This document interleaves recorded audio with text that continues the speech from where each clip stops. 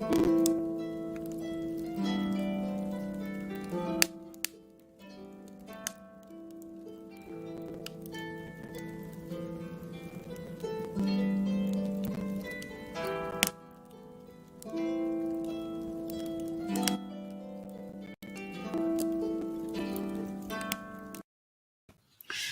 dia, Yiva Cordia. Hello, everybody, and welcome to another Fireside Chat with Eimear. And this is our 81st, where I'm in conversation with a member of the Order of Bards, Ovids and Druids. So good evening to you here from Kilkenny, and good morning, good afternoon, wherever you are in the world, and maybe you're watching a recording of this chat. So as has become customary in the last number of months, I start our chat with a prayer for peace. Gomara Shiakon na fud na crinne, Gomara Shiakon in our Jaili agus in our Jirha, Gonari Linlan our Garmaka, Galmij Buichas Jeev, Je Chivdaka is Spirit Chivdaka. May peace prevail on earth. May peace prevail in our homes and in our countries. May our missions be accomplished. We thank you, guardian spirits and guardian deities. As the fever of day calms towards twilight, may all that is strained in us come to ease. We pray for all who have suffered violence today. May an unexpected serenity surprise them. For those who risk their lives each day for peace, may their hearts glimpse providence at the heart of history. That those who make riches from war and violence might hear in their dreams the cries of the lost. That we might see through our fear of each other a new vision to heal our fatal attraction to aggression. That those who enjoy the privilege of peace might not forget their tormented brothers and sisters. That the wolf might lie down with the lion, that our swords be beaten into plowshares, and no harm or hurt be done anywhere along the holy mountain. And that is from John O'Donoghue. So just let me know where you're from. Cindy from Virginia, Hampshire, Ohio, sunny Orkney. Well, it's been sunny here today. That's good too for Ballina, Killaloe, Northumberland, Montreal, Belgium. Hi, Ava. You got home safely, I see. Ava was in Glastonbury at the weekend, and Liverpool, Slough. Where else are people from? The Netherlands, France. Hi, Ferdiad.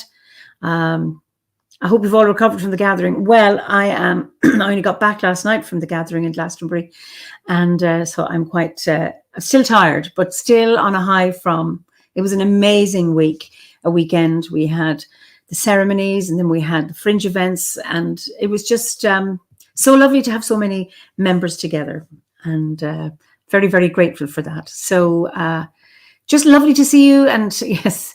Pat Booker has gone back to Ulster. She just got back there. So it's great to see everybody. And Floriana from Berlin. Edmonton, Canada, Los Angeles. Wonderful. Chester, Massachusetts. Anyway, it's just so lovely to see you again, having been away for 2 weeks. So let me go. We're going tonight, or this morning, this afternoon, to the US. Let me introduce my guest this evening, and it's Heather Roan-Robbins. Heather, you're so welcome. Oh, it's wonderful to be here. My heart was with you all in Glastonbury. Someday my body will be too. Oh, wonderful. So tell us where you are. I'm in western Montana and in pretty wild territory. I live right at in the middle of the Salish Kootenai Reservation, and which is one of the larger reservations. The tribe owns 1,000,002 acres of land and keeps it all quite wild. On the other side of the mountain from the reservation is the Flathead National Forest. 30% of Montana is public lands. It's wildness and some of the largest contiguous wildland in this hemisphere. So we have that wildness all around us, and occasionally I'll see a bear walk by, and I see deer walk by daily. Right behind us are the Mission Mountains. We live at the edge of a valley, which is a nice agricultural place near the Flathead Lake. Behind us are the Mission Mountains, which go up to about 9,000, 10,000 feet, almost directly behind us. So that's great view. I used to look at mountains like that and go, oh, I can't wait to climb them. Now I look at them and go, aren't they pretty? It's it's gotten a little steeper. So, but they're pretty steep mountains. But it's lovely to live here. My mate teaches at the tribal college here, trains science teachers to teach on the reservation and to study indigenous methods of science and science education. So that's why we're here. We've been here about 5 years. Oh, wonderful. And I know the name of the place is Ravens Ridge. Our little area where we are 16 acres is that we are rewilding slowly is called Ravens Ridge, at the edge of Ronan, Montana. Just a few R's in there, and we're the Robins. And because this area, there is a family of ravens, and it's just been so delightful listening to them teach their babies how to fly. And you hear that there's such interesting family dynamics, the very concerned parent and the of the teenagers trying to find their way. It's really quite adorable. So they've been singing to us all the last month, and the teenagers seem to be kind of finally getting some wind under their wings. It's wonderful. I have in my courtyard, which is enclosed, I've robins nesting, and one of their fledglings came into the house last night, and we had tried to get it out. It stayed in. I think it's gone out now, but it's just wonderful to have birds nesting around us, and then you getting that, little insight when they step out of where they shouldn't be and coming into the house. Now, I know some people are superstitious about birds being in the house. I always see it as a blessing. I do too. And obviously I was worried about this little one being trapped in the house all night. But anyway, I think it's got out, and let's hope back to its parents. But I certainly well able to fly. I had good practice around my kitchen. So you you're a very interesting person, and there's so many things that we're going to talk about tonight. Just a bit about your background and how you got into Druidry. Okay, I would say when people ask me what spiritual path are you, I used to put all of the above. Yeah. My family was scientists. My father was an abstract mathematician. My mother was a psychiatric nurse.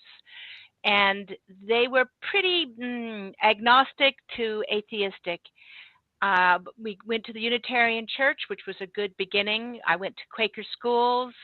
I fell in love with the High Episcopal ceremony because I loved ceremony. Then I discovered pagan ceremony.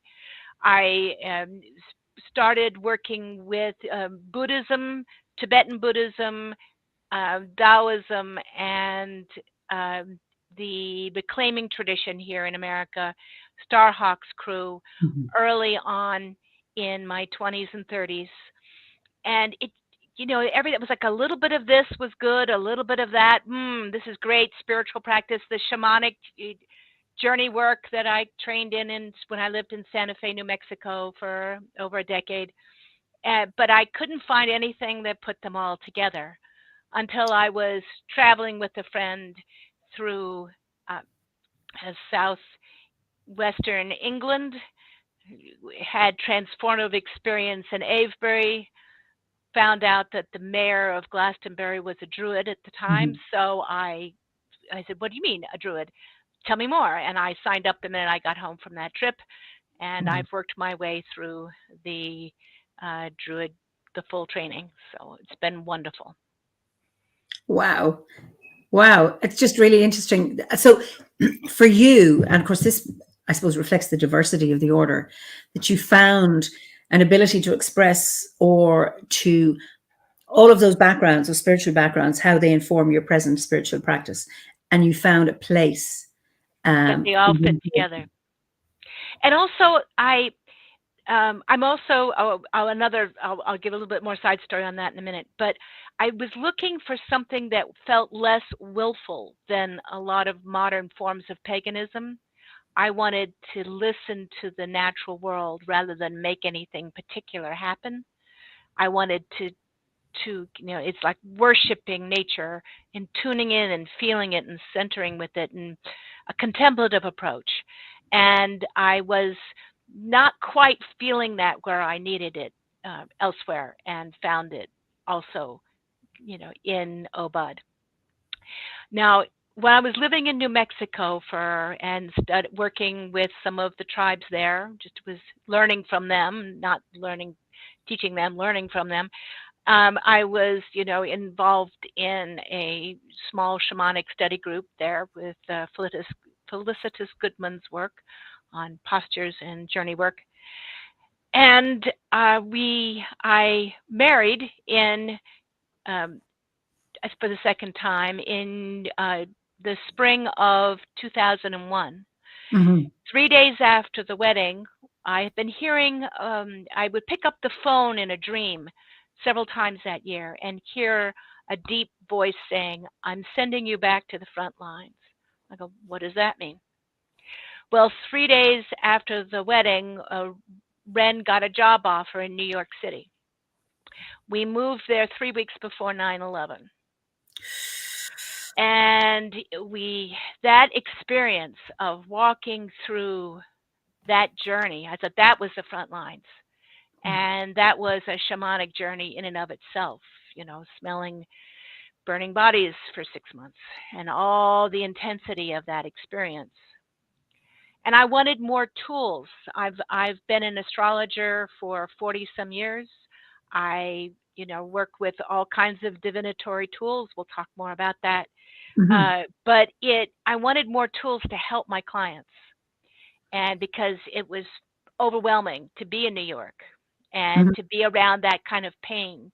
So I had to really work on my psychic perceptions to not be totally overwhelmed every time I took a subway, the sadness and the exhaustion that was just free floating in the city. But I learned a lot. That was kind of interesting how to manage that energy. One of my mentors said, "Run a snorkel to spirit." I go, "What the heck does that mean?" She said, "No, just imagine you're on the subway, that you're pulling energy in from spirit and from the ground beneath you, and then you're exhaling it out into the subway car." Mm-hmm. So every subway ride became a heavy duty spiritual practice. I still have to remember that when I go back to New York. It's like, right. And when you're exhaling that out, you're not inhaling their exhaustion, and the people around you seem to begin to relax. Mm-hmm. So that was an interesting training. So I've heard about the interfaith seminary there. I'd heard some wonderful stories about some non-denominational ministers and rabbis, where they came from, down in the pit working with the people who were fixing the buildings or trying to find body parts on the site and trying to see what they could uncover. And they were not trained. These are construction workers. They are not trained for doing this work. And so the support teams around them were essential. And, I was so impressed by the work that these people were doing, and I wanted to know where they came from. And they came from the New Seminary for Interfaith Studies, one of the original interfaith ministries in seminaries in America. And I signed up immediately and went through their 2-year program, and then became part of their staff because I didn't want to leave afterwards. And it became, so that's also, I'm ordained through that, and began just hearing little bits about Druidry also from that, but not much to work with. But that approach of, what's the intersecting set between all paths was what I felt drawn to there. And it did give me better tools to work with people. Oh, that is so beautiful. That is, and we've had, many of my guests here, have come from so many different traditions. And the magic is to be able to find that integration and that meeting point with Druidry and whatever it is their practice. And that is one of I suppose, the gifts of the order, is that this is the place for it, if there's any place. people often say to me, well, how can you be a Christian and a Druid? That doesn't work. And it's got to do with the individual themselves and where they allow those to intersect and meet and integrate within. Because our spiritual practice needs to come from within, not from outside of some external power source of rules and regulations, that when you own it, and I just love that, snorkeling spirit, you're in a New York in the subway, and I was there. I have been in the subway in New York, not the most pleasant of places. And that ability to work in such a magical way, both for yourself and your own centering and keeping yourself grounded. But then you say that you notice a change in the carriage. Starts to shift the energy if you can. Not always. Sometimes it's pretty heavy, but it does seem to help, and you watch people relax around you, which is pretty lovely. Oh, it's just beautiful. And another reason why I was drawn to Druidry, all these threads that came together. My mate is of Native descent, Mohawk, Scottish, Irish, and Mohawk, and what we would call hillbilly here from Arkansas, that side of the family. But Ren has been on a search to understand, was not raised on the reservation and was not raised with that side open. And so we've been studying it. We left New York City after 6 years and went to work at a tribal college in North Dakota. Okay. And, we say you take the country, you fold it in half, you go to the Canadian border. That's where we were. It was, we would drive 10 minutes across the border and have Chinese food in Canada. That's how far north. But it was it was the Anishinaabe tribe, the Turtle Mountain. I got there and I said, North Dakota is very, very flat. And I said, Turtle Mountain, where's the Turtle Mountain? And they said, emphasis on the turtle. I was like, oh, okay. So it's little tiny hills, but because they are, the 200 feet above the flat prairie, it was a mountain in the area. But they had some really rough history. But they're fascinating tribe, and they have a really good tribal college, and they were starting a program of training science teachers for secondary, for high school. And Ren came in to help start that, and we learned so much there. It was such a humbling experience again. And we were talking a little bit before tonight about asking questions. And I was teased when I got there that my name might be she who asked too many questions. Yeah. And someone pulled me aside and said, in our culture, because when you're a traveling nomadic band, and they aren't traveling anymore, but the traditions are from that time. If you get into an argument with someone, it's pretty miserable. So there are strict rules. You never talk to your mother-in-law or daughter-in-law directly. Your in-laws, you can talk to the dog and ask the dog for something, and they may respond, but you have to be careful not to have that. And you never ask a question until someone else brings it up. If my grandmother is sick, you cannot ask me about my grandmother unless I bring up grandma is not feeling so well, because I may not want to talk about it. And when you live in a culture with very little physical boundaries, and in the wintertime they were very close together, boundaries are essential. So you never ask questions. I was there saying, why, no one was asking me any questions, and I was a little offended because, back east, that's how you showed an interest. They were wondering why I never talked about myself so they could ask me questions.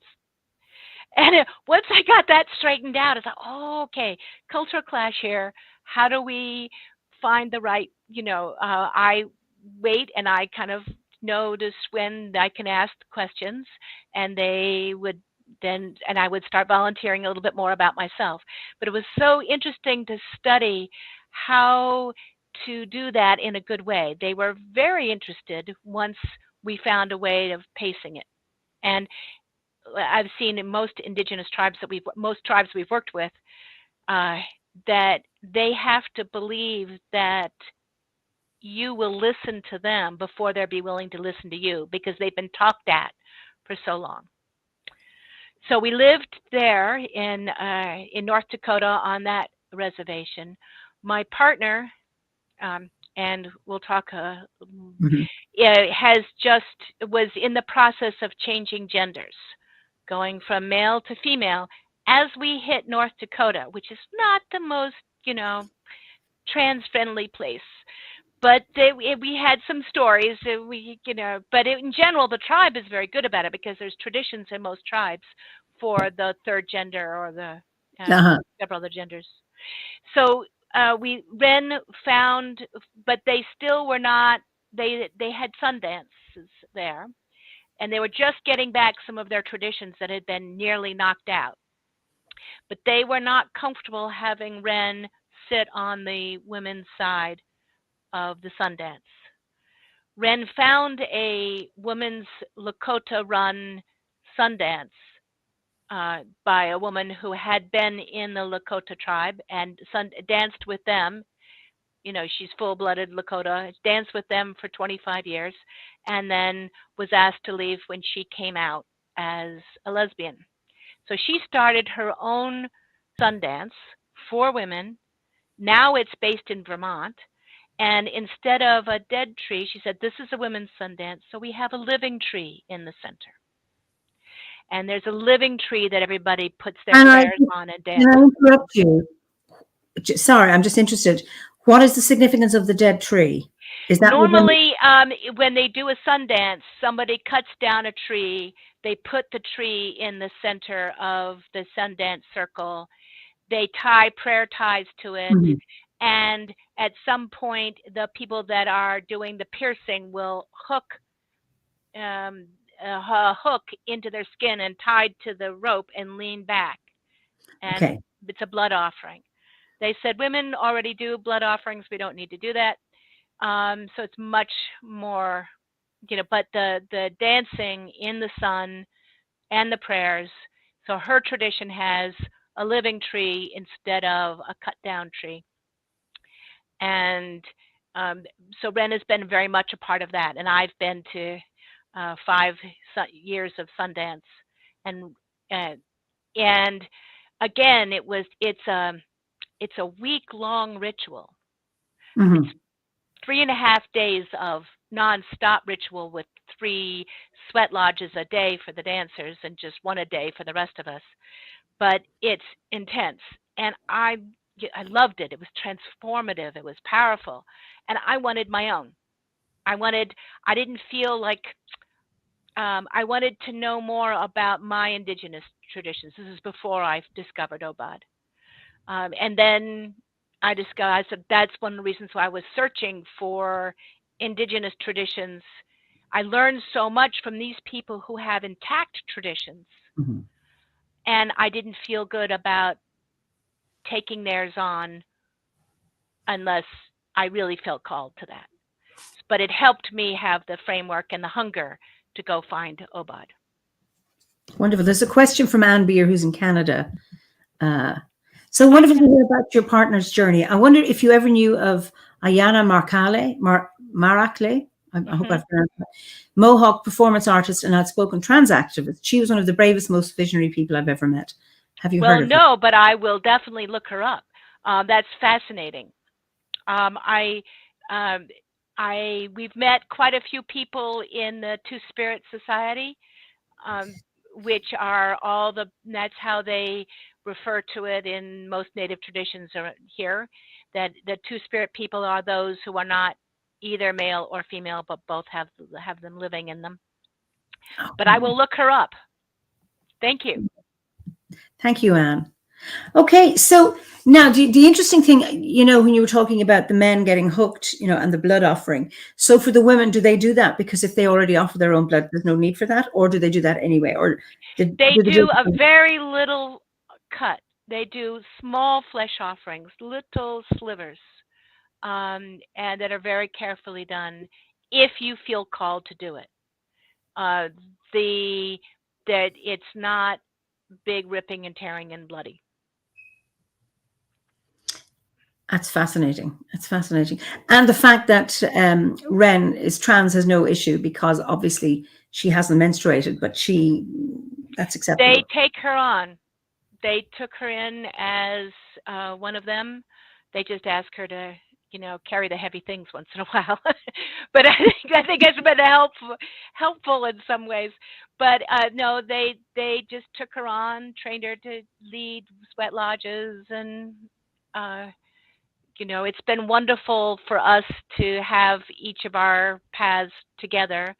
Sometimes we'll do ritual together, where we, where I call in the directions and Ren leads a part of it, or Ren calls in the directions and I lead a part of it. When we were in Minnesota, then we went to Minnesota for a while, from North Dakota, and their Lakota tradition is strong there, and the Anishinaabe is strong there.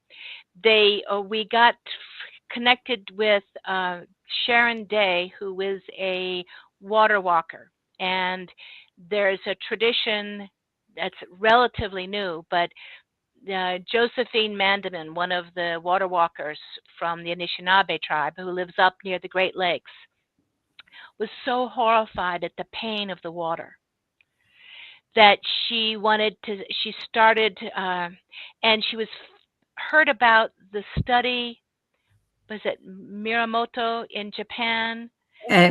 Moto, yeah. Right, where you hold water and you sing to it and you ask for forgiveness and you love it, and it changes the structure of it.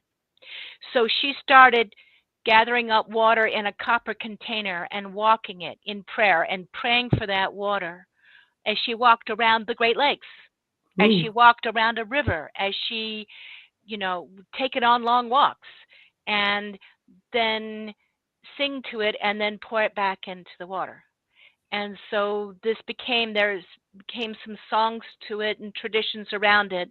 And when we were there, many people, or a group of people, would meet by the banks of the Mississippi River, because it starts in Minnesota, and picked up, you pick up, the leader picks up the water in the copper, and we all say prayers for everything. And then we hold the water and we sing in Anishinaabe the prayer that Miramoto has for the water, and then pour it back into, everybody's passed around and we sing the prayer, and everybody prays to that water, and then we pour it back into the water and send it off to the sea. And that's such a beautiful tradition. We still do it down at our stream fairly often. Well, Gabriella here, and Gabriella was in Glastonbury. She's in the US, and she says, I attend women's circles done in Native American traditions for moon phases. We sing the water song each time to heal the water. It's such a lovely song. Mm-hmm. And there's lots of, this is Jamie Hume. The ritual around cutting the tree is very significant. Some women do pierce. I did it 9 times. I've done both flesh offering, men and women or children. I pierced with the chokeberry sticks and eagle feathers, arms and hands. Down south is different. This was in... Yeah, every tradition has a little bit different. Kainai, is that Kainai? Or Kainai, I don't know. Some dances, as they were gifted, some naturalized. If they're from the Lakota, as ours was, Blackfoot territory within Alberta, Canada. It's fascinating. And then Blake says, I have a particular Indigenous friend who views our traditions as different cultural manifestations of similar roles, Druid versus medicine person or ceremonialist. He has some interesting points of view to share. He's careful not to speak for all persons, but his points are very heartening for bridge building. I think that's important because I'm always curious about other people's traditional ways, and I'm so, because my experience is not North America, but with Africa, I'm finding points of connection, because there's far more that connects us than divides us. I agree. And I think the more we remind ourselves of those of us who are connected to the land, wherever our landscape is, that we can be, so beautiful. We can meet more. And there's, each tribe and each kind of subsection of the tribe may have different different rituals and different process. And being around it, again, how to let that teach me about my own rather than try to co-opt theirs. But it is amazingly different. This is not reconstructed, though for some of it, it came back from the brink, but it's been an intact tradition that is still living and growing, like the water ceremonies being added on to the process, which is really, really wonderful. Absolutely. Blake says, the more we build bridges and find connections, we can gift each other things in cultural exchange and adoption in respectful ways rather than misappropriation. Right. And I remember one Native woman did a little YouTube about what's the difference between cultural appreciation and cultural appropriation. Instead of it's about me, it should include me. And, you know, that how do you make sure the funding goes right back to them, that they have the voice to speak up? How do you listen to them and center them rather than yourself? One of our friends in Minnesota is a writer. A couple of Louise Erdrich and Hyde Erdrich. Hyde had written a play about. Louise has written many books, but her younger sister Hyde, a great poet, and she had written a play about Native Americans who were part of, who were taken on a tour of the Wild West shows to England back in the 1800s. And she interspersed that with a group, stories about that with a group of American young Native people that were and so we went back and forth in time between these two groups of young people finding their way in the world. And she, the director worked very hard to have all the, and there were some non-Native cast members that were playing different roles. And they said that it was so hard, and they were very open about it, to keep the white actors out of the center. So they wanted to keep all the Native people in the center interacting with white people on the edge, because this was from their perspective out rather than how they fit into the edge of the Western culture. And the actors had such a hard time staying on the outside, and they were very funny about it. They were very clear, that was our challenge, and that's not our training, and how important it was for them to learn to center that voice, which was, I thought, really interesting and beautiful process to watch. It's beautiful. So it's humbling. Oh, absolutely. Absolutely. Sandy Coombs, you're in Tintagel, aren't you, Sandy? This is fascinating. At monthly meeting, I go to Boscastle, Cornwall. We all sit in a circle and say a wish and blessing into a bowl of water and then drink the water. And yes, she's in Tintagel, that's right. Beautiful. I know it's in Chalice Well. They have a water blessing ceremony every morning at 9 a.m. and I think 8 p.m. in the evening. I think the waters of the world need it all. Absolutely. So Ferdy, it says, paganism has often had a murky past with colonialism and appropriation, and in some places a murky present. So it's great to hear voices in our community centering Indigenous experiences and traditions without speaking for or speaking over them. I think it really shows how our Druidry can mature by overcoming Western imperialism. So. And then Gabriella says, this conversation is a lesson in clarity of communication. I will need to replay it a few times and take notes. Heather speaks so clearly, really inspiring. Thank you. As she says, especially on topics like this, which tend to be fuzzy. Yes. Who are heavily nuanced and very, very complex. Anne says, can you talk about the challenges to your own identity following your partner's transition? I'm on the same path with my partner. And I have met two other OBOD meds recently who are in a similar situation. So I think this might be really, really helpful if you're happy. I'm happy to talk about it. We're quite open. Ren started transitioning about 20 some years ago. So, I'd say the trickiest part, and that is a good question, how is it for my identity? One of the trickiest part of having your spouse go through transition is that they hit a second puberty. They're usually taking hormones, and they're in new, and their identity is about 13 years old, as you are when you. So you have your wonderful mature spouse, and then this transient 13-year-old, 14-year-old, then 15, then 16, and sure enough, when they get about 17, 18, 19, it integrates again. But you just have to kind of like, oh, there's the teenager again, and find someone else to listen to you during that time. You know, one of the key features, I think, of adolescence is that you're not a particularly good listener. It is about you. It has to be, because you're exploring who you are. That happens when people are going through transition. So I think the spouses really need someone who they can process with out of the relationship, so they can actually be present for this. I think now I have one of the best spouses in the world, Wonderful. and we exchange earrings all the time. But it's, it was a journey, and I think what I've seen in so many people who have gone through transition is, if their female side, it could either way, if their female side has been suppressed by the masculine in their culture and by themselves when they were young, then when they first transition, the female side can suppress the masculine. Okay. And for instance, is it, can you still fix a car? And you see, I want to take the men who are becoming women out to an old-fashioned women's consciousness raising and say, get your power tools back. But it's like, you can be a woman and know how to use that screwdriver.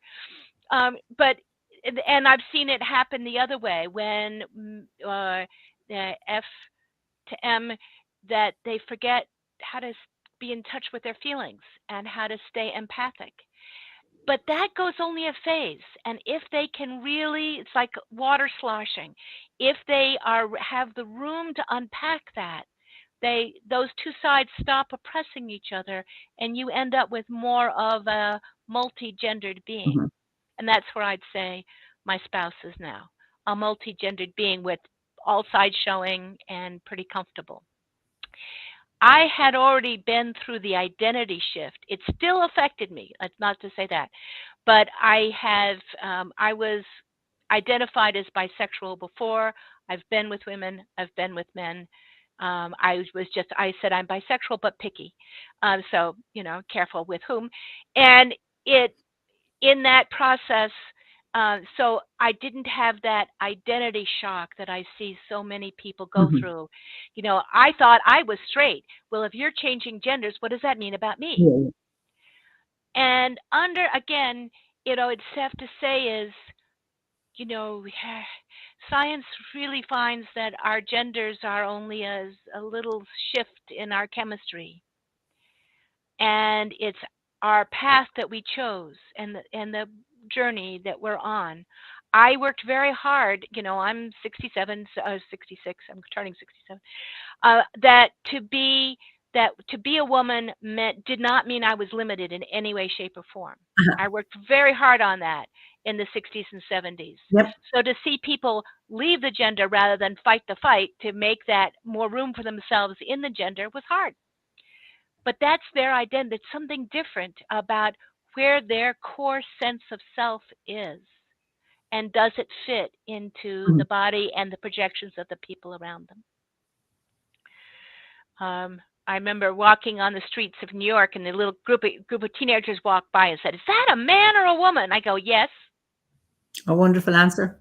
And let them, but usually kids are good with it. They're like, "Oh, so do you play baseball?" They don't get stuck on those roles. It's more, we have noticed our roles that get stuck. So I think that comes back to that identity piece. How do you come back to your own identity, whoever you're with? That, that you are you. You have a spouse that's changing. You have a relationship that's in moderation. You have these attributes that are around you, but who are you? Mm-hmm. And that, I think, coming back to that over and over again is helpful. And I think that I would okay. That reminds me of the other big change that happened in my life in the last couple of years. About 2 years ago, doing my DNA, found more Welsh and Scottish than I thought, that I always felt I had, but there it was.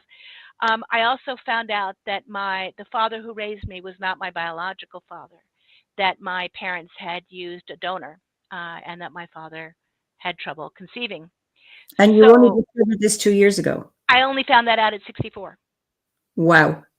Okay. And so, you know, if I hadn't had that experience of who am I when my spouse changes gender, and the OBOD training on working with your blood lineage and your milk lineage and how sacred both of them are, that gave me a framework that I'm seeing, now the DNA tests are out, they say up to 6% of the people are finding their parents aren't who they thought they were.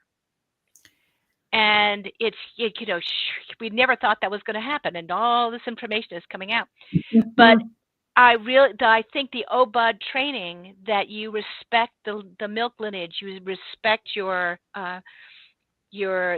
fostered you, was it's so helpful to me, because I gave me an honored place for my father, even though he wasn't my biological father. He was my honored father. He was the milk lineage.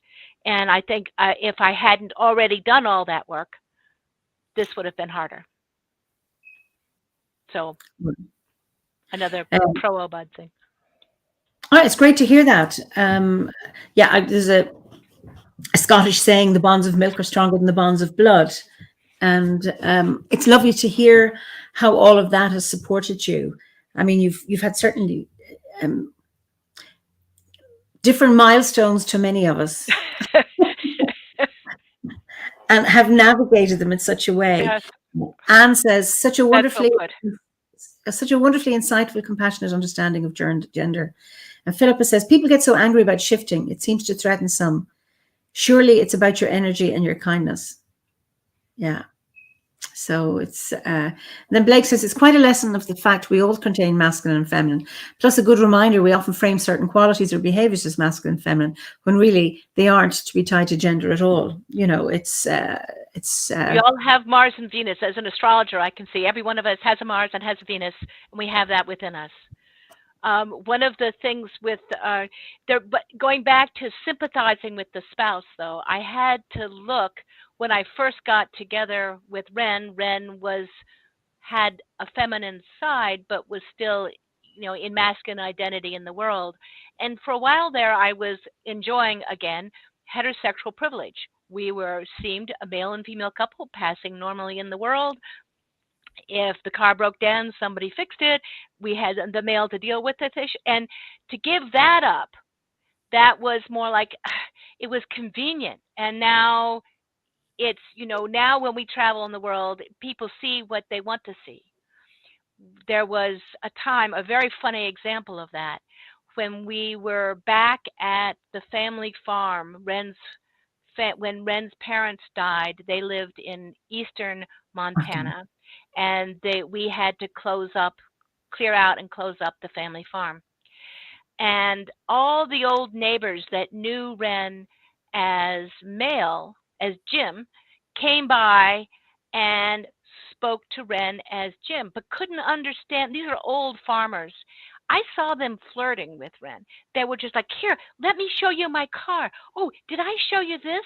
And like kind of just like sweet old men flirting with a young woman in a kind of very, innocent way, but they didn't know why they wanted to spend time with Ren. And Ren was like, oh, that's a lovely tractor. Yes. And the people that we had hired to help this, get the scrap metal, we'll split this cost of the scrap metal with you. Please take these. We have 14 dead combines that need to be scrapped. They all said she and spoke to her as she, and they would be in the same room, talking to the same person, using different pronouns, and not noticing the other one. Wow. I thought that was really how many layers there can be, and how much of it is our own expression of it. It's fascinating. I was at a training on trans issues, and the presenter was a trans woman who had been married and has children. And she was taking her teenage son to the doctor. So they're sitting in the consulting room, and the doctor says, "And what does mum think?" And this woman said, "No, I'm not his mother. I'm his father." And the doctor says, Excuse me? You're a trans woman. And she says, "Yes, but my relationship with my son is that I am his father." And I've heard her a few times speak. She's just brilliant. Vanessa Lacey is her name. Talking about the complexity and the nuances, and that often people get caught up. But how I don't understand, because if it doesn't fit into this little box, and for her, and she's a great person to talk about it, because she understands the complexities and has gone through them herself. I am my children's father. I am a trans woman. I live as a woman. I have done all of these things to transition. That's how I see myself. However, I see and it's about being able to hold both. And it's a bit like an OBOD. You know, you can be a Muslim and a Druid. You can be a Christian and a Druid, whatever. Right. And it's about being able to hold. And I suppose the important thing is about how you own it for yourself. And when you can own it clearly yourself, then it's easier to share it or offer it to somebody else. I think so much of the work has to be done internally to be able to work this out. So when you are encountering questions of confusion or perhaps hostility or fear, that when you have it in here, maybe we never sort everything out within ourselves, but that if we go somewhere towards... I agree. When we first moved to North Dakota, where it was a little tiny town in the middle of nowhere, fairly macho, and when Ren would walk into the hardware store and ask for a specific part in flouncy skirts, and you'd see them look a little gobsmacked, but if Ren felt comfortable, they got comfortable, and they're like, well, okay, and they would just go on with it. As long as Ren could look them straight in the eye and give them a good handshake, which is how they check you out here, and then it worked out.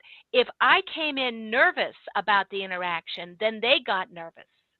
So I would often say, "Honey, I'll be in a minute. You go in, you get started, and I'm here backup if you need it."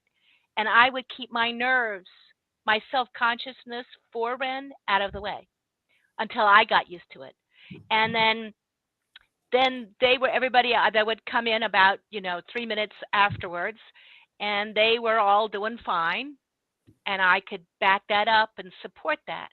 But I knew that my nerves, as when Ren was first transitioning in the middle of nowhere, or it felt like the middle of nowhere, was hard, wasn't helping any, and so we had to kind of find ways of. But that was my issue. Yeah. And that's doing the internal work. I had to kind of really get that out of the way.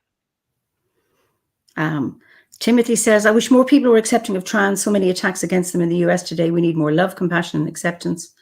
Absolutely. And Blake, "It's about time we recognize the validity of gender fluidity. I think this large number of fluid people have always existed, but now we're recognizing their identity and allowing expression of it." High time. Spectrum. And Anne says, "You have to have a good bit of humor in it." Well, that's so true. True. Yeah. It's such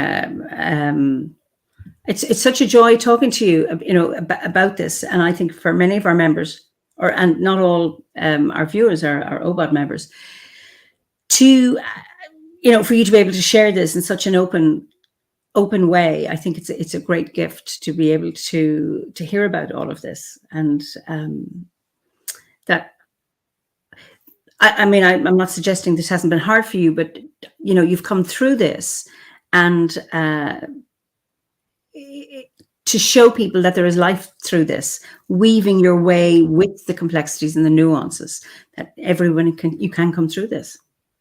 I found that the Q OBOD page, there's a Facebook page for the queer OBOD, and they're very supportive.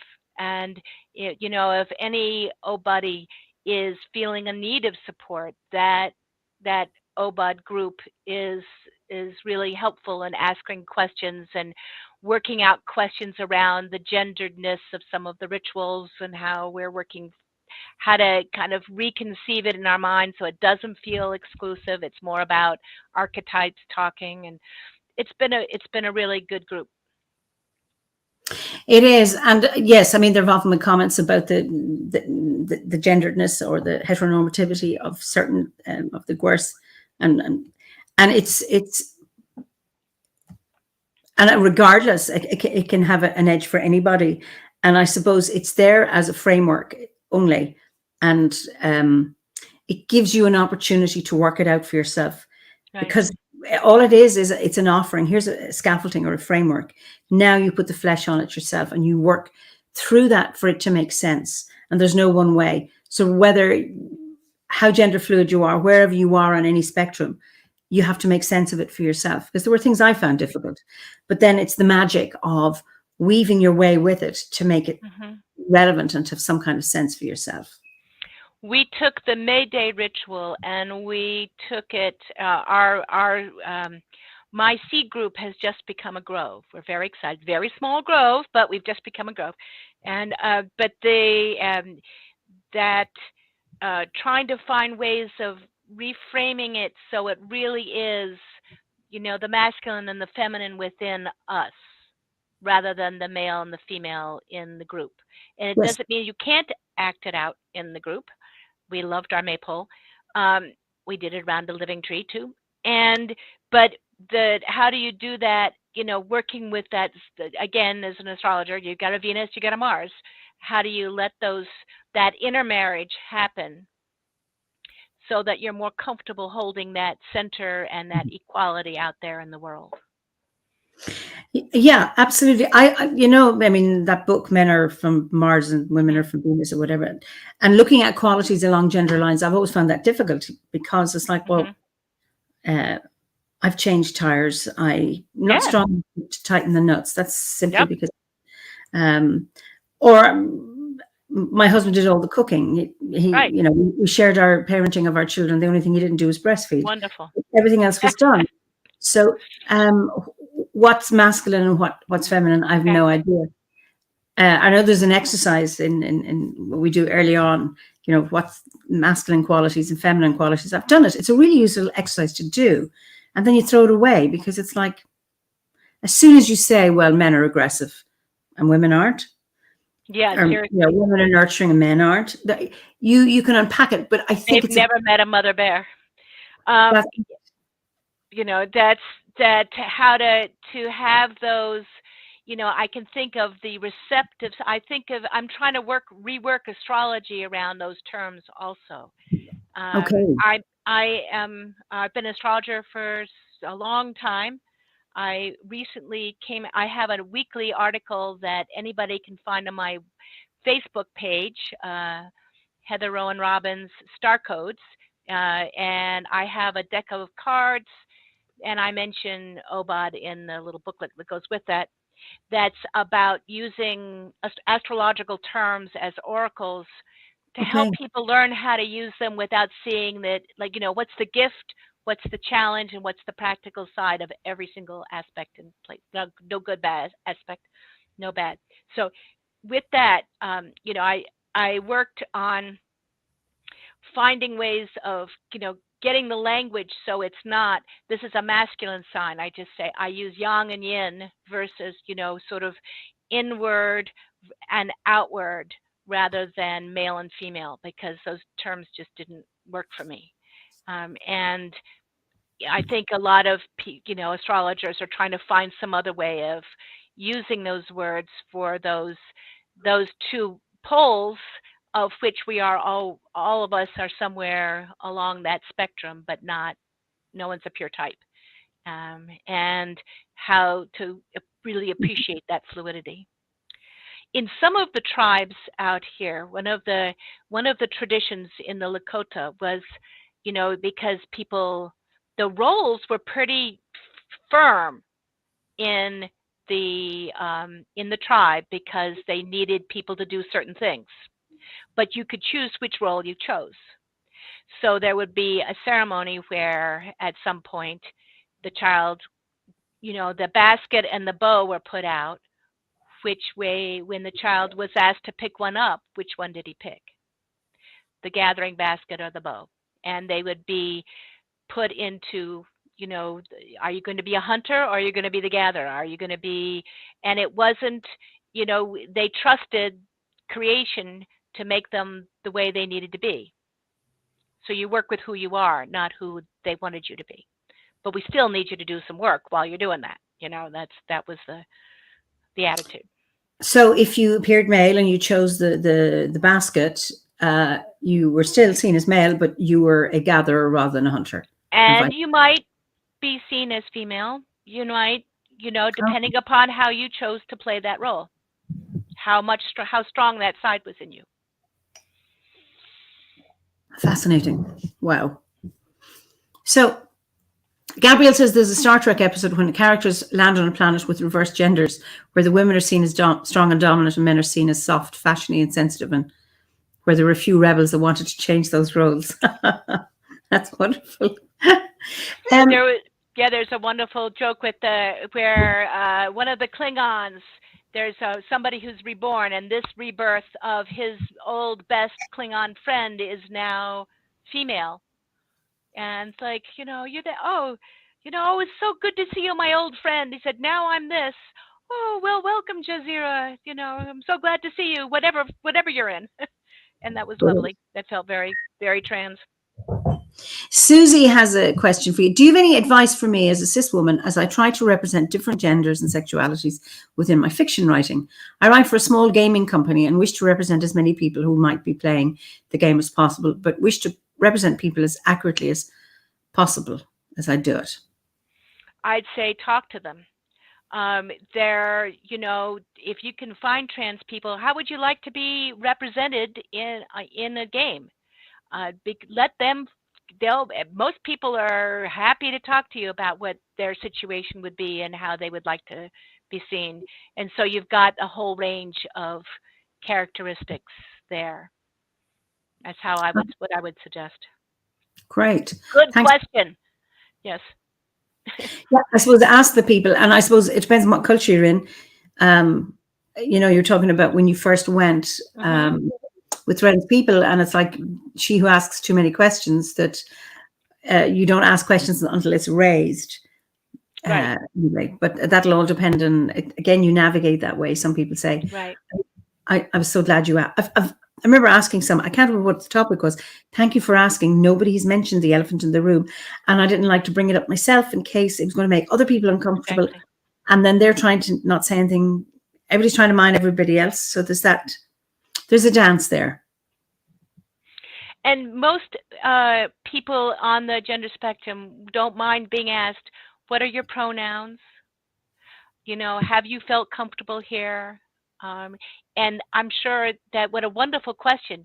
If I write for video games, if you were in my video game, how would you like to be represented? That's a juicy question that gives them lots of room to answer without offending them. That's right. And you can ask anyone that question, actually. Yeah. So, Mary-Lane, when my niece became my nephew, it took me 2 years to get comfortable about it. And I see myself as a very modern woman. I could not get used to his name, but after 2 years, I could feel his masculine quality, and that makes him complete and a real man.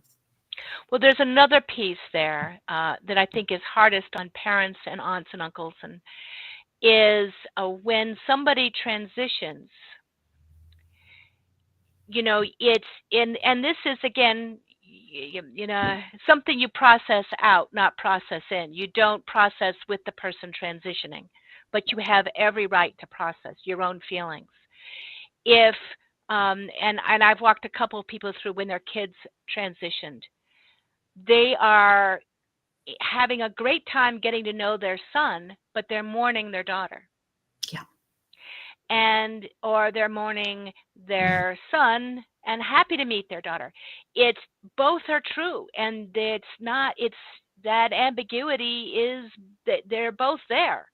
And if they can mourn away from it and get to know the soul within in this person, it's their dreams they're letting go of. And that and that's the process that their friends can help them with. Like, how are you doing with this? What are what are the good parts and the bad parts? And you can have some hilarious moments with with the changing genders and them exploring it, and understanding how the world sees them, which is really interesting, and noticing the supporting their soul, but you have to let go of your expectations for them or the things you're going to do with them once when they grew up, and there's a whole new range coming in. But it's an important part of the process, I think, if you love somebody who's changing. Yeah, I think it's fairly. It says, yeah, I think our own process is also important, Yes. and I like the idea that we deal with it, but it's ours. Yes. Yes. And also, I think that notion of looking forward to the new son or getting to know their new son, and allowing yourself to grieve for the loss of the daughter, and I think that's a very important piece, because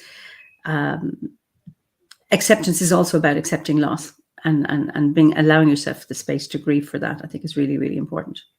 I also felt that question around, I have a son who is born with spina bifida and pretty mild, but he will never be able to live independently. And because it's affected his cognition, and I see his whole soul, the whole psyche somewhere, just not all of it fits into this brain and this body. And I wrote an article for Touchstone when I was in the midst of my training on Caradwin and her son that never got changed, because and I think of this has some effect also with the trans people whose family are transitioning, and in that she did all that work year and a day to give her sons, this wonderful brilliance, and it went off to Taliesin and not to her son. How did he feel about that? And so I did some research to find out what happened to him after he didn't get the magic potion. I don't think he ever wanted it. And he went on to show up a few times in mythology as so scary looking that his enemies ran away, and the strong, and the Slaughterbuck, I think that was what he was called. He seemed to be happy with that. So I met it, I said, help me understand. I wanted to make my son better, and I worked and I did therapies with him, and I did this with him, and I tried that, and all of that was good, and he didn't want to be pushed as much as I wanted to push him into a normal life. He has his journey this lifetime, and that means standing back from life as I would like him to have it. Mm-hmm. And so I saw, I got from Morphin, Caradwin's son, to be that what he really wanted from his mother was not a fancy potion, but was acceptance. As he was. And how to accept him as he was and see his divinity. I think that was her journey in that story, rather than something that needed fixing. And that was really helped me work on accepting my son and working with what he wanted to be and do, not what I wanted him to be and do. So I think that's also part of, it's easy to think about that and letting go of someone who's changing. It's easier in changing genders, there's some of that. But really that also means with our children, how do you love them and support them and give them every opportunity, but still let them tell you where they want to go?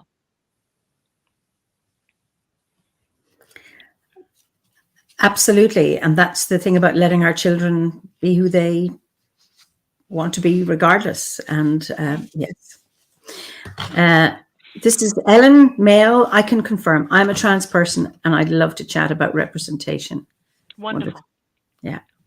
And Ferdy, it says, I applaud your efforts to find out. It'll be appreciated by Is Caridwen the original helicopter mom? This is Ferdiad. Funny, Christopher Hughes was talking. We were talking. We did a session on Monday. I was telling the story of Finn McCool, who found the Eimears through the Salmon of Knowledge, and he was telling the Queen Bach story.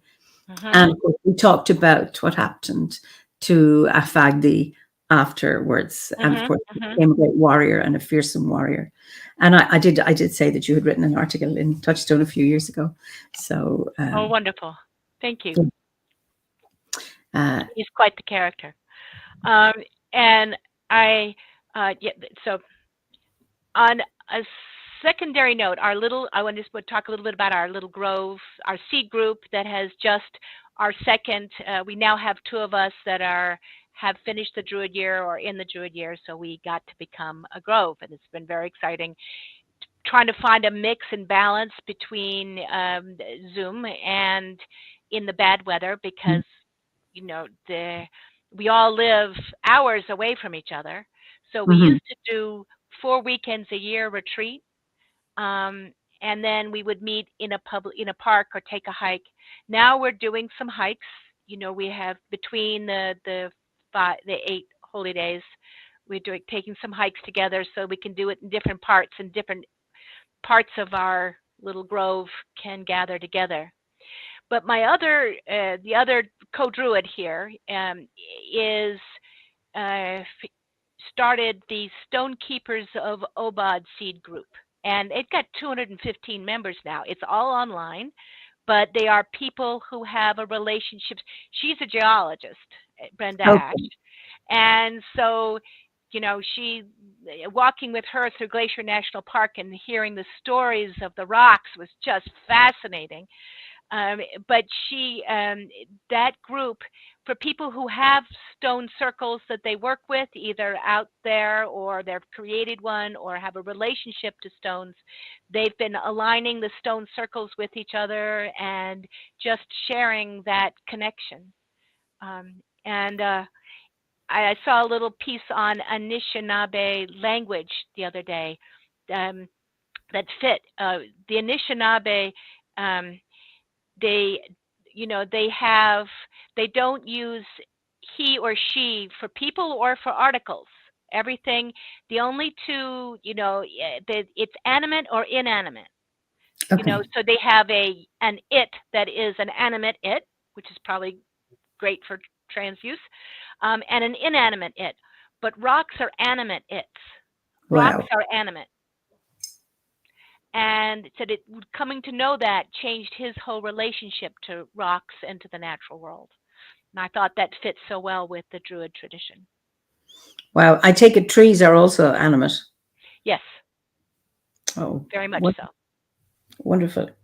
So I'd like to talk, or for you to talk about your astrology. Yes.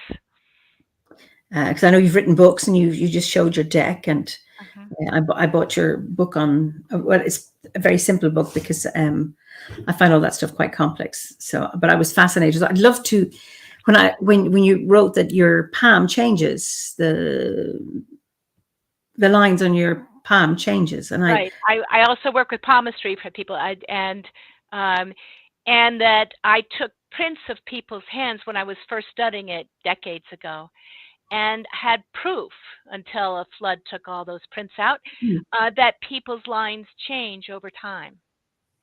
And if I saw someone suddenly deciding not to kill themselves, their lifeline might double. Or if they started drinking heavily and their whole little fine network of lines would just sort of interrupt the energy, diffuse the energy in their hands. Any major decision, as they started, the lines that, except for the major lines that cut across, all the lines that go out are about how we express our energy in the world. And if somebody isn't doing much of that, then there won't be many lines that go out that way. But if they start making an effort and using their will to engage the world in a good way, you start to see more clear lines of expression come out. There's so the book I have, Everyday Palmistry, is very simple. It was but I pared it down and pared it down and pared it down when I was teaching palmistry, so that we can go to the simple shapes and look for those in many different ways. Because if you really go for every single line, the books are this big, and it's hard to get started. This is kind of like how you interpret the lines based on the basics of the personality. If they're all fire signs, they'll tend to have a lot of wiggly lines coming out, or if they're earth signs, they may have very few. And so any line you see on an earth sign, a heavily earth hand, which is a square palm with fingers about the same length as the palm, then those lines will mean a lot, because they're not reacting to everything that goes by. So you really kind of need to know the basics of personality and palmistry before you try to get into the details of the little lines. So this is both. It just starts in on the lines. But I used to. I knew a lot of body workers and people who were counselors, and that they were, seeing people's hands all the time and were fascinated by it and wanted to know something about it. So this is not for people necessarily, though it's a good beginning for anybody. It's not designed for people who want to become palmists, but for people who might use palmistry in whatever else they do. Okay. Gabrielle, does this mean lines are different for extroverts and introverts? Oh, are the lines different for extroverts and introverts? What's different is you'll see, if you hold up your hands, mine are pretty even. Your first finger tends to go in on one side and it sticks out a little bit on the other. Yeah. Which is your active hand? This one. So the tending in, when the fingers go this way, it's more like I'm looking inwards. Okay. This is the most private part of the hand. This is the most public part. So that your pointer finger, where you reach out to the world, your fingers tend to bend in. So I would say you are comfortable with the public, and yet you have a deep, rich inner world, and people get to know the public you. Only a smaller group would get to know the personal you. Okay. And so you'll also look at where the heart line goes. If the heart line comes all the way across here, they're usually wild extroverts that want to know everybody. If it comes up, it doesn't quite touch up, or it comes up closer to this finger, they're very, very, very private.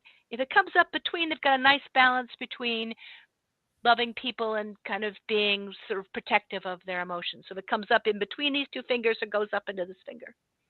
So that's also where your heart line ends.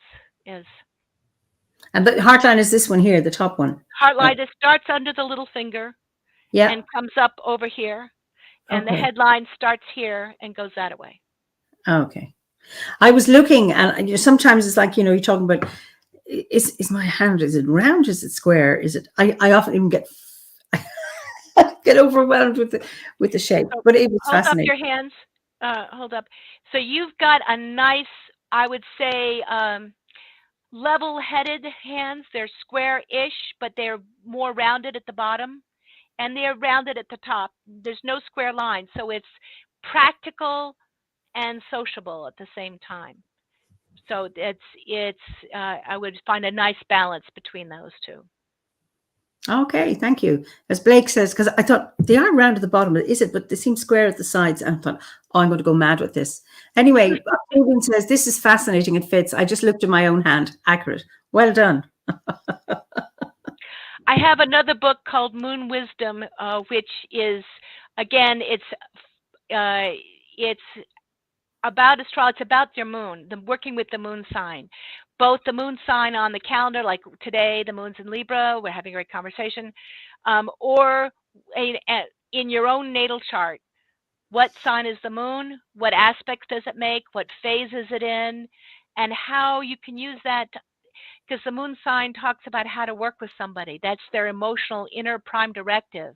And if you know their moon sign, you know you know how to make them feel at home, and you understand their emotional language, and you know when to be insulted and when not, and how to play with them sometimes. So I found that that's one of the easiest ways for people to start going more in depth in astrology. So that's why I wrote that book.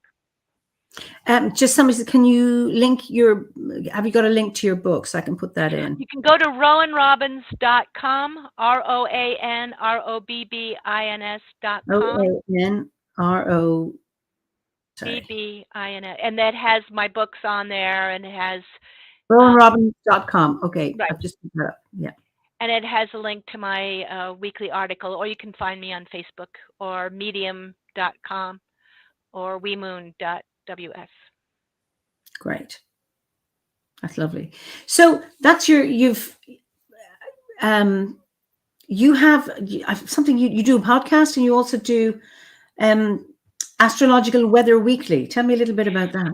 Well, every Monday night, I do on Blog Talk Radio a podcast with two other astrologers, and sometimes we're all three on, sometimes it's just one or two of us, but all three get together. These are astrologers I used to work with all the time in New York. We have three different approaches, and we love riffing off each other and talking. So we spend 15 minutes talking about the astrology of the moment and how that's reflected in the politics and the headlines. And then we take callers. And so we do 15 minutes applying those transits to somebody's question. One or two people we get for show. And so that's Monday nights, Blog Talk Radio. It's called Access Astrology. And I've been writing an article. I started in the Santa Fe, New Mexican about 30 years ago, writing a weekly, I would say astrological weather. It's not about the weather, it's about the astrological conditions of the week. And so I'll write, a few paragraphs on what's basically going on in the astrological weather of the day, of the week, and then a little bit on each day. I do a shorter version of it for the newspaper in New Mexico that's still printing it every Friday for 30 years. And then the longer form appears on several websites, mine and a few others, medium.com, wemoon. And it's, I just find that it's so helpful to for people to, the term disaster is disaster. It's against the stars. I'd rather they constellate. I'd rather they work with the stars. And that if you know that Mars is square Uranus and the moon's in Scorpio, you might not want to go see your ex. That's not a good day for, a custody battle. But okay. there are good expressions of that energy. How do you use it wisely? And I see with every aspect, every tough, right now, since the week before the Buffalo shootout here in America, where many people were killed, Mars went into Aries, which it does every 2 years. It's roughly a 2-year cycle. And it went into Aries, its own sign. And I think of Aries as the ready, fire, aim. It's impulse control problems. It's just move it, action. But it's can be very macho, Mars in Aries. And it's conjunct Jupiter, which is also in Aries. Now, Jupiter takes 12 years around the zodiac.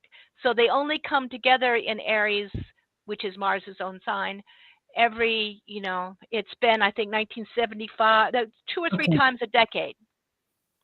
Yeah, 1904, 1940, 1975, and now. And so it's not often that they come together. And you have Jupiter is bigger than, as a planet, bigger than all the other planets put together. And it expands whatever it touches. So right now, and that can be lovely if it's your luck that it's expanding.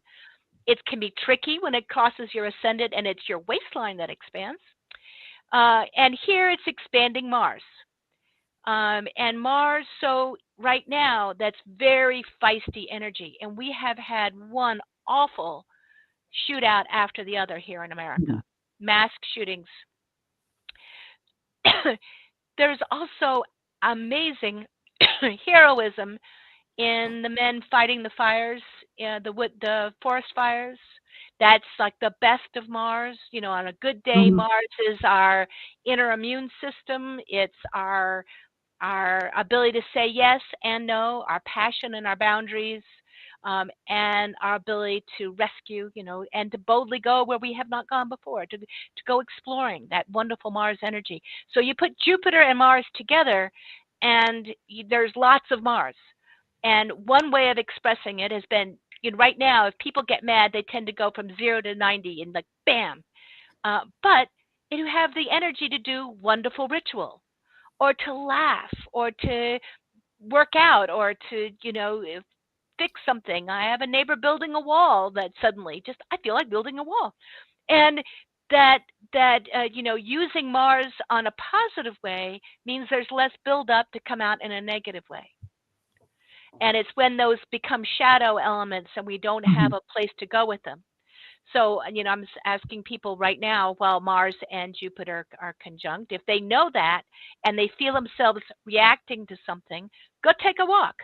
Walk around the house. Just take a deep breath, get outside, chop some firewood if you've got it, and then come back to the problem when the fire is calmed down a little bit.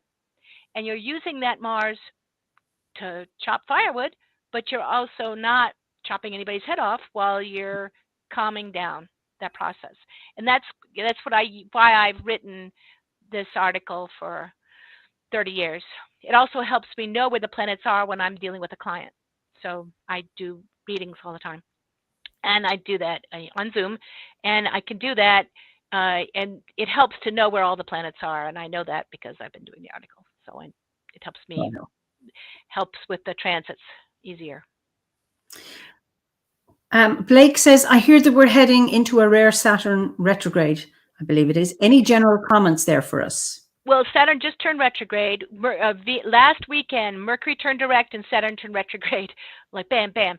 And Saturn actually retrogrades most every year. And many planets all line up in the summer to retrograde. And retrograde for Mercury is the one that moves so fast. It goes around the sun 3 times a year. So 3 times a year, it looks like it's backing up relationship to the planets behind it. And all that pattern, all those planets mean when they retrograde is they go back over, it appears from our earthly perspective that they are backing up against the zodiac because of where they are in the orbit Mhm. and their relationship to our orbit and theirs. So Saturn retrograde, any retrograde planet tends to review what it's been. Mercury is the planet of movement, so that has the most difficulty when it goes direct because Mercury likes to move and Mercury retrograde doesn't like to move. So here we are stuck spinning our wheels. I think that and Mercury is most difficult when it's stationary, like the times when it's turning retrograde and when it's turning direct. Saturn retrograde, I just had a hummingbird come by the window. How nice. Saturn retrograde is, asking us to look at, in America, when Saturn turned retrograde, we started talking about gun restrictions. How do we be the adult in the room? Because Saturn talks about, Saturn rules what we don't have as a baby: bones, teeth, and personal authority. It's what we grow over time and through tradition and through experience, what we grow into. And the first Saturn cycle, when we're the first 30 years, it's still something other people have, and then we grow our own Saturn. So it's our discipline, our thoughts, our authority that we're working with, and then we move into layers with that. But so Saturn retrograde asks us to look at our relationship to authority, ours and others. How can restrictions feed us rather than cause us, free us? Because they, a restriction here, gun control, will save a lot of people, we think. But in all of our lives, our personal disciplines, not what other people necessarily put on us, but our personal disciplines can give us what we need to grow. I think of it like your spine, which is ruled by Saturn. You can only get as big, I can't get any taller than my spine, but my spine is what gives me, my muscles, something to push off on and have strength. So that's I think of the role of Saturn in that. So Saturn retrograde, we're asking questions about our inner parent. How's our inner parent voice? What's our relationship to our parents and that internal voice? What's relationship to authority, ours and others? How's our teeth doing? How's our back doing? Do we want to look at our routines and our rituals and our traditions, and are they working for us? Do we need to reconnect with our rituals? Do we need to say, that doesn't work for me and I need to reinvent a ritual? How to really look at all of our Saturn principles while Saturn's retrograde. Wow. And it's retrograde until October. Until October. Now, I don't know if this, Carmen is this question, I don't know if that relates to Saturn retrograde. Does this aspect mean that the war in Ukraine will go on for a long time? Not necessarily. There are plenty of other things that do that. Saturn retrograde, I think the Mars-Jupiter conjunction, I didn't expect to see any lack of... Oh, sorry, she's referring to that, the Mars-Jupiter in Aries. Mars-Jupiter in Aries. That's going to be moving on in a few weeks. Jupiter will be in Aries. It's about to turn retrograde. It'll go back into Pisces. Then in the fall, go back into Aries. It spends roughly a year in a sign, but this time it's sort of bunny hopping between the two of them before it goes on. Mars is only in a sign for usually a few months. Once in a way, if it goes retrograde, it'll be up to 4 or 5 months, but it's only a few months. So it certainly says that right now the fire is up. I would be very surprised if there was a peace treaty signed this month. Okay. The two of them will begin to pull away and not be as conjunct by mid-June. We're already past the peak. And by mid-June, they'll both be in Aries, but they won't be conjunct. When I look at Putin's chart, and I don't see that changing anytime soon. Okay. Unfortunately. I wish. I would love to be wrong. Yeah. Someone has a question. Why is Saturn referred to as the witch's planet? The witch's planet. Well, the Saturn, again, it's history, tradition, the old ways. Sometimes Saturn was seen as the crone. It's seen, and some people see it as the patriarch. Some people see it as the crone. That's why I call it the parent within. Okay. So it's and so I don't necessarily think of it as the witch's planet. I think, the planets are the witch's planet, but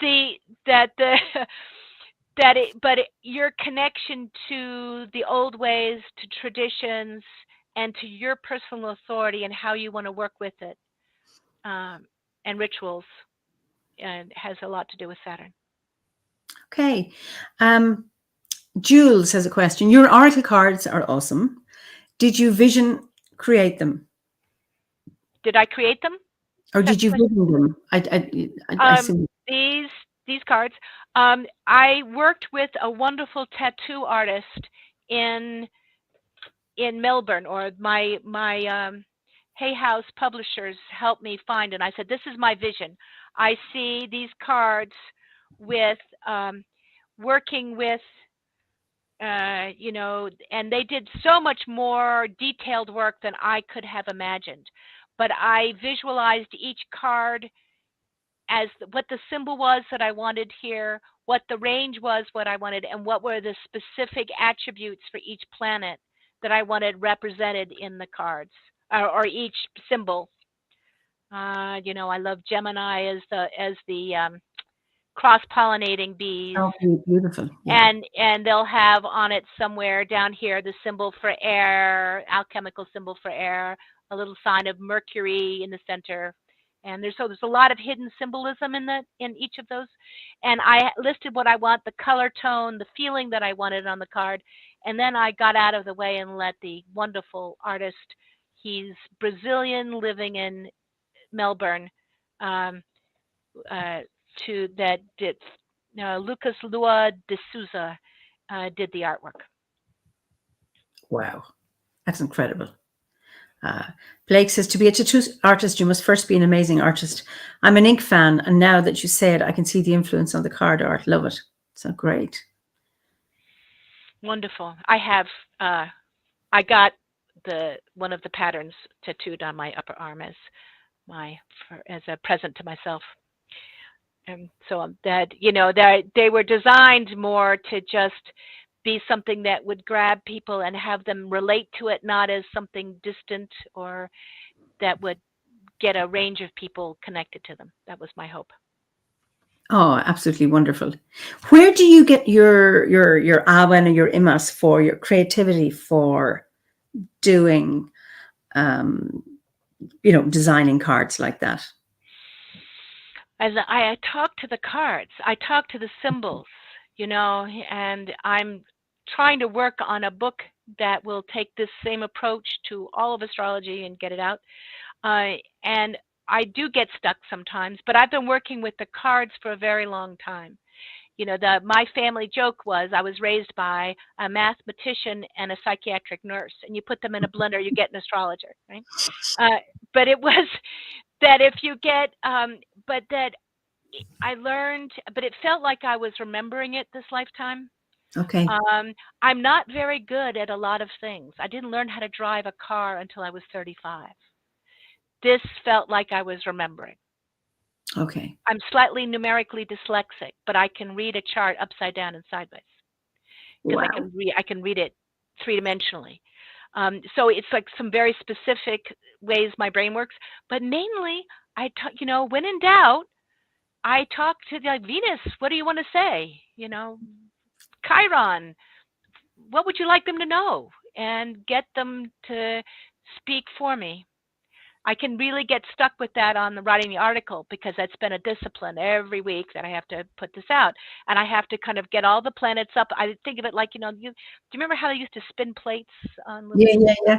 and you had to kind of get everybody moving and they're all spinning. So I have to kind of imagine what they all are and then say, so what are you going to make? How can what words do you have for me? And I think that's the conversation that I love in OBOD. You are conversing with the tree and listening to the tree. If you get stuck, you take a walk and say, okay, natural world, how do I handle this? And they give you a symbol that this, that our relationship is a conversation with the natural world. I think that's so important that the conversation with the natural world, and that's how so much can come to us, is by having that conversation. I think it can be really helpful. And so many of the journeys in the OBOD training help you go, I don't know the answer to this. Well, they take you on a journey and you go speak to an archetype or an animal or a tree or a rock or a place that does know. And sure enough, the entrance is in you. What a surprise. Who knew? And then you find it and you start to build that aperture over time. And I think that that's the part of the process that I really love. And do you get that sitting in front of your computer, or is it in a special room in your house, or are you out looking at you're now admiring the mountains rather than wanting to climb them? Or where are you when you get this? When I take when I'm writing my article, Yeah, when you're I'm getting sitting right here looking at the trees. I have trees. I have a beautiful old rowan tree that's teaching me about aging in front of my house, and I'm seeing the trees. If I get stuck, I take a walk. Okay. And I'll stumble, and I will find out how that stumbling. Because if you start seeing the world, I started doing divination walks when I was living in New Mexico. A friend of mine who said he was a therapist who would take people hiking. He would do hikotherapy, he called it, hikotherapy. And they would, you go out with a problem and you ask, help me understand this. I do a divination walk usually on my birthday every year. What symbols do I need for this year ahead?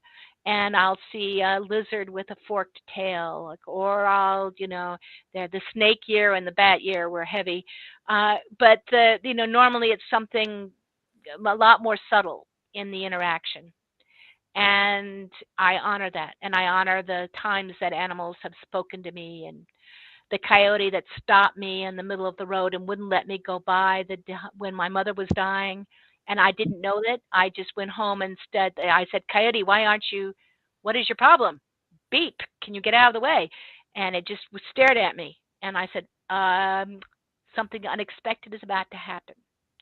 And I kept asking, like, what I should go home and clear my schedule. And then the coyote ducked its head and walked off. So I went, okay, better listen. I went home and cleared my schedule, and I got the call to get on the next plane and get home. Wow. And then the airport was closed with a tornado, with a snowstorm. If I hadn't been on that plane, you wouldn't have gotten out. Okay. I wouldn't have gotten there. So, that was, thank you, Coyote. But the idea, and I started doing this when I lived in New York City, just walking into the art museum. Okay, feet, show me a symbol that I need to handle this experience.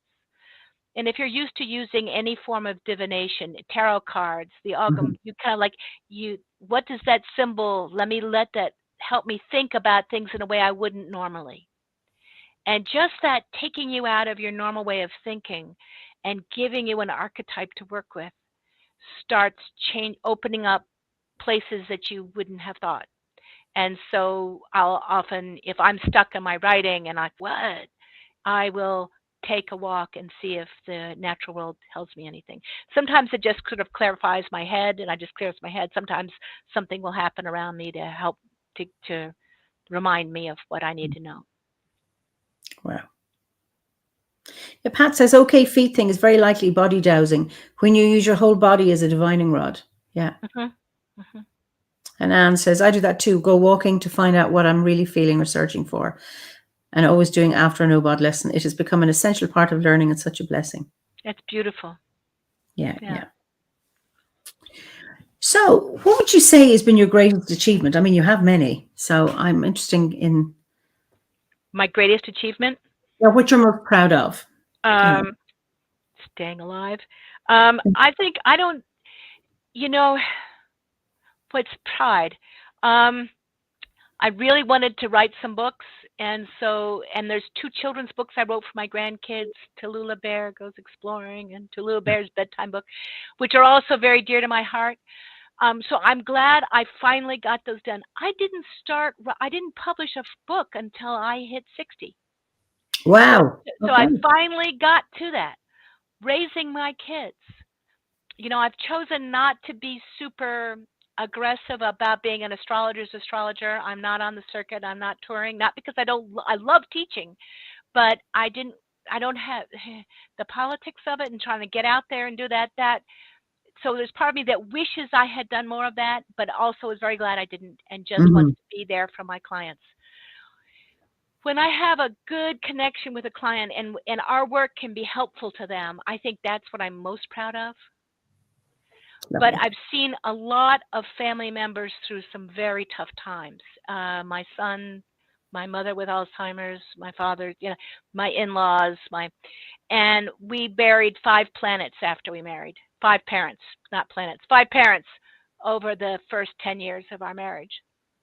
Wow. And all of that work, gave me, each time you're learning something that you bring back to your work, you bring back to your clients. But I think just feeling like I did my best during that time. I've overscheduled myself this year and not been able to do some of the things I'd hoped to do, and I feel bad about that. But post-COVID, I've just had to really crank down how much I do and be careful. And so I would like to clean that up a little bit so I'm more comfortable. But just accepting that I can't do everything and to do what I do best as I can. That I'm proud of. Wow. My next question is, what's the most reckless thing you've done? Reckless thing? At what time in my life? In what category? I had some pretty wild times. As I ran away from home at 15. Wow. I, was in the middle of the May Day demonstrations back when we were trying to shut down and during the Vietnam War. I jumped out of a car at gunpoint. when I was hitchhiking and I was 15. Then I sort of had a nervous breakdown because that was really scary. And I realized, what did my anger to the world that I was running away from home and being so political, what it looked like coming back at me? That was tricky.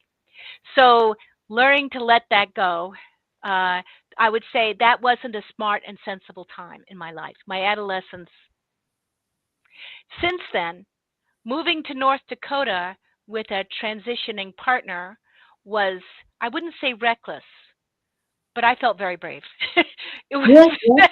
I, I felt like, well, okay, now let's do that, I guess. So I felt brave about that. I've gone, head to head with school systems for my son with his learning disabilities, and grizzly bears had nothing on a mom who needs to make sure that's right. And I know every mother out there knows that feeling. So I would say those are some of the more brave moments that I've had. Wow, brilliant. So, what are you most grateful for? That I've made it. I'm very grateful for a spiritual path that feels integrating, and for the OBOD community all around the globe that I just feels like my people. That feels so good. Uh, a couple of years ago, we had at Paganicon in Minnesota. I was on a panel with, Dave the Bard and Chris and Carrie and just like, oh, they're just such wonderful people, and we had so much great ideas going back and forth, and we had a packed, several hundred people in the audience that day. They were fascinated by OBOD. So finding this crew, I am so grateful to be living in wilderness. I live, to having a chance to take some part. We live on the edge of wilderness, and this area had been 50 years ago a gravel pit, part of it. And we've been rewilding it and really encouraging the wild to take some of it back. Down the hill, we live at the top of the hill, so down the hill was the gravel pit. And helping it come back alive. They had a lot of animals on this land before us, and so it's taken a lot to help it reconnect. So I'm very grateful for that. I'm grateful for the good people in my life and the healing that's happened in my family over the years. Very grateful for that. Oh, that's wonderful. When you think of the world, I mean, we've talked about a number of things. One concern you have about the world today? Well, and I want to add to that, I am grateful for doing work that I love. I think that's enormous. So back to what I'm most worried about the world, there is no doubt that the ecosystem is my biggest concern. Yeah. And everything else we've got time for. Evolution doesn't run in a straight path. If we look back over time, one of the interesting things I've done in astrological research has been going back and seeing when was the last time these major aspects happened for the last 5,000 years. And to see the repeating patterns and to see the cycles. We've made it through so many things. We forget how much we've already made it through until we get and that helps us I see a lot of people go like, oh my God, this is happening. I go like, yeah, it happened this time. We lived. How can we use it well? But, the ecosystem is the one thing we don't have time for. And, America's going through some very tricky transits to its natal chart right now. We're at our Pluto return. Pluto's back where it was when we were born. But that's when democracy was born in this country, and I'm hoping it will be reborn. And there are other aspects that are so edgy that, that I worry about, but I know we can use those for good. The ecosystem and the long-term effects of the ecosystem. I know the Earth will right itself eventually. One of the more interesting lectures I attended once was an evolutionary biologist who would go back, and point out that when this happened and 3/4 of the species died, this 1/4 did an evolutionary leap. I said, yes, but it took a couple million years. In the big picture, always the leap is towards evolution. If we all die out and we lose all of our species, evolution will be miserable and then it will leap forward again eventually in a couple million years. I'd rather not be responsible for that. I'd rather see all of our wonderful animals stay with us. Mhm. This is the first time it would be happening, the set off by humans, and I would hate to see that. That's my concern. Oh, so absolutely. Do you have any hope, or what gives you hope? A lot of hope. And Okay. that's what I see, one of the problems with looking at the ecosystem too carefully is that people get so depressed, it's very hard for them to act. Yeah, yeah. And I want to catch the minute I hear, and it's been so essential in my life, never stop at hopeless. I think having a special needs child is like, I'm not taking no for an answer. I don't know what the journey is, but it can be fascinating. So let's go. And that anything that if we can let ourselves have the feeling, but avoid thinking about the future when you're miserable. Okay. Be miserable. Express it. You're in the basement. You're crying. It's horrible. You're mourning. That's not a place to decide or to make decisions about. You can't say it's going to be terrible because you don't know. Yeah. And if there's a way through, we have to believe that we can look for it and find it. If there's a way to help the ecosystem, being miserably depressed won't help us find it. So there are these little moments and little spots of heat and little moments of excitement that are just beginning to stir. And as we begin to break our Neptunian addiction to fossil fuels, I think we're opening up so many possibilities. And many other places are trying that besides, and it's happening in strange corners. And I think that will, that there is a way through that I can't begin to imagine, but I can feel it. Now we have to find it. It's nice to have hope in this time. It's. I think when we get into that place of hopeless, then we become helpless, Right. and we need to hold on to that all of the time. Yeah, Gabriella says, I think the ecosystem will be fine with or without humans. It would be nice that we could do something before. Yeah, I do believe everything will survive. Sorry, the Earth will survive. Survive, right. And maybe that little 25% of right. And we life. hope that we can, that we can skip that. We are losing species after species. And any species that we can, any bit of diversity, that's in human, because it ties back to our talk on trans people. We need, and that's one of the things that Ren would point out about most native tribes, is they needed every single person to make it through the winter. And they needed whatever skills you brought. So they had to accept diversity and assume that there was one of everything that we needed. Yeah, yeah. And that, I remember one, Schleim, I think was his name.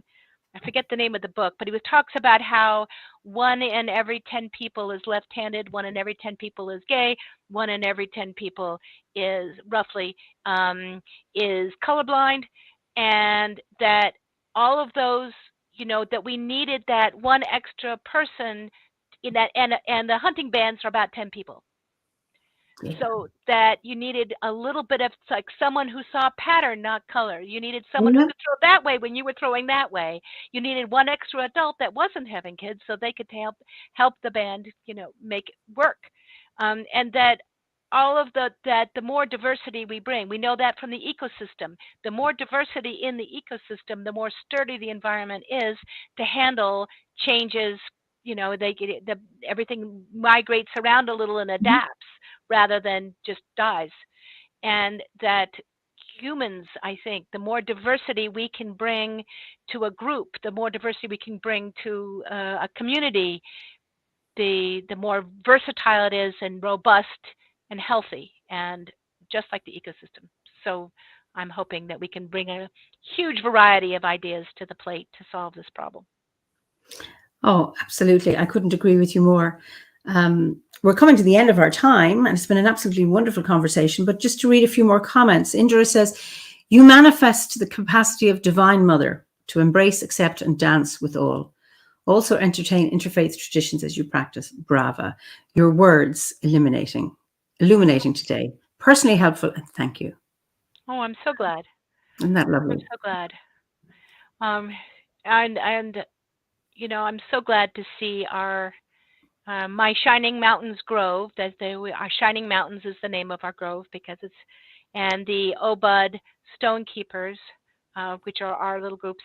But we are, I think both Brenda and I are happy to talk to other Obadis if we can be helpful out here in the West or through the Stone Circles. And if anybody wants to contact me about gender issues and get some support, I would be happy to be there for you. And that can be on rowanrobbins.com. There's a contact there. Brilliant. Yeah. Thank you so much for your generosity. I think that'll be really, really helpful for people.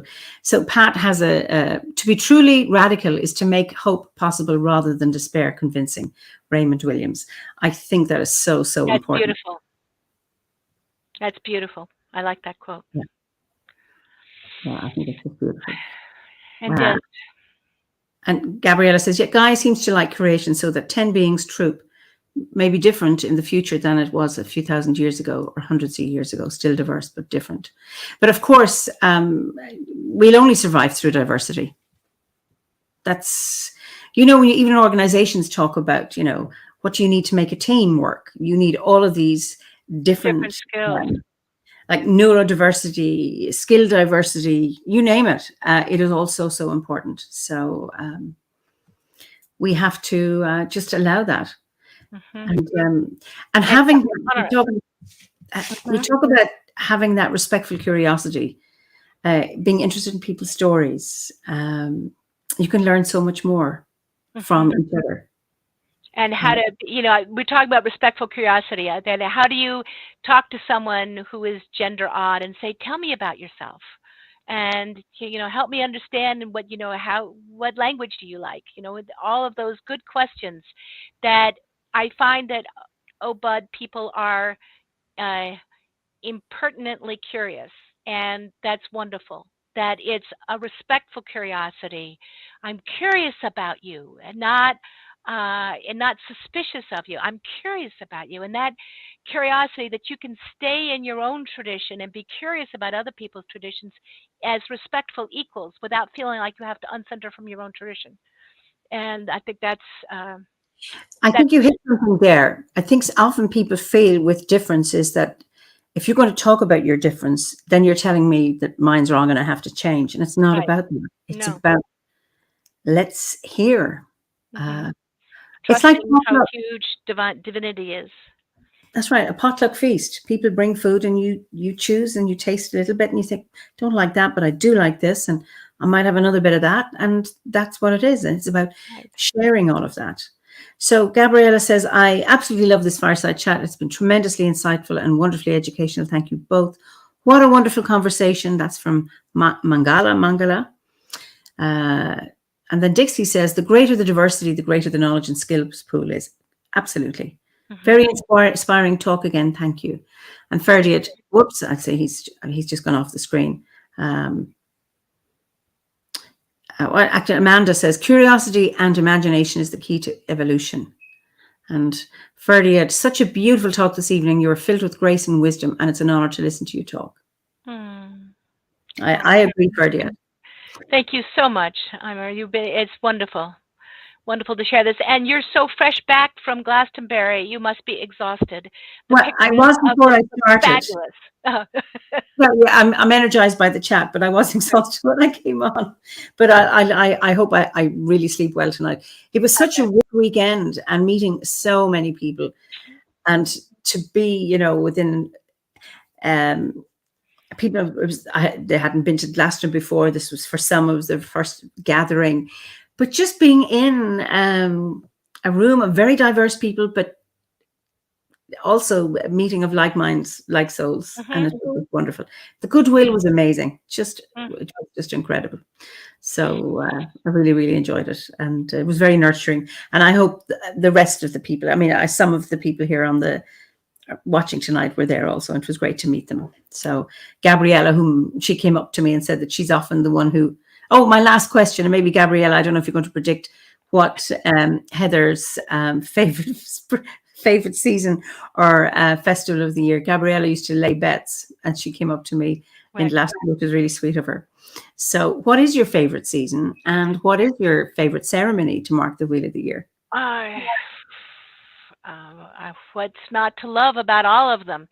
I would say the fall is probably my favorite season, but I'm sorry, I love all three, all of them. And favorite ceremony, I love Imbolc. I love the cross-quarter days. I think that I honor the astrological seasons tremendously, but the cross-quarter days take me into other places.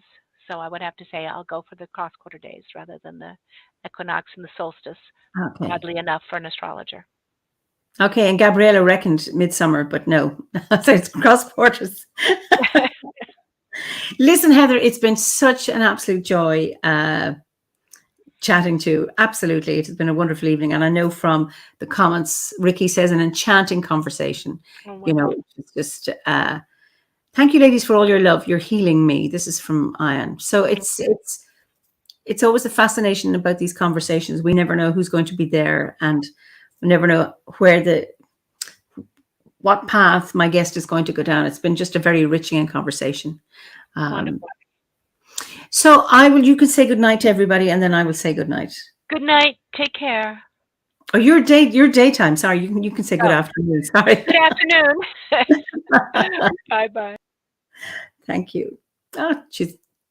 So listen, thank you all very, very much, and I look forward to seeing you next week. So until then, be well, and slán go fóill.